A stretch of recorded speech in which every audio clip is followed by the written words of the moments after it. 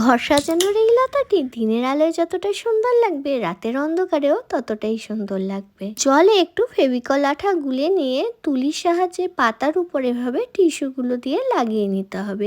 এক্ষেত্রে আমি বেশ কিছু টিস্যু ইউজ করছি, একটু মোটা হলে ডিজাইনটা পুরোপুরি বোঝা যাবে। শুকিয়ে গেলে সুন্দর করে এভাবে কেটে নিতে হবে। এরপর আমি লতার ডালপালা তৈরি করব। এর জন্য আমি গ্লুগান ইউজ করেছি। তোমরা চাইলে চার্জারে নষ্ট হয়ে যাওয়া তারও ইউজ করতে পারো, সেক্ষেত্রেও রেজাল্ট বেশ ভালো হয়।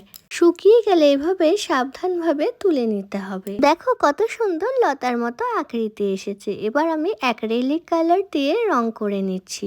তারপরে পাতাগুলো আমি নিয়ন কালার ইউজ করেছি। এই কালারটা ইউজ করলে হালকা আলোতেও পাতাগুলো অনেক উজ্জ্বল লাগবে এবং রাত্রের বেলা ঘরের মধ্যে আলাদাই একটা অন্যরকম লুক আসবে। পাতাগুলো শুকিয়ে গেলে ইয়েলো আর ব্ল্যাক কালার দিয়ে আমি একটু ডিটেলিং করে নিচ্ছি।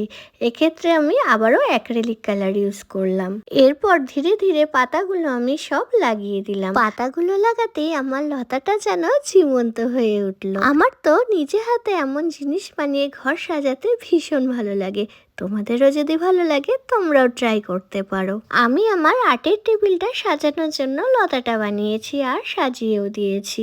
তোমাদের কেমন লাগলো অবশ্যই কমেন্ট করে জানিও, আর ভালো লাগলে একটা লাইক করে ভিডিওটা শেয়ার করে দিও।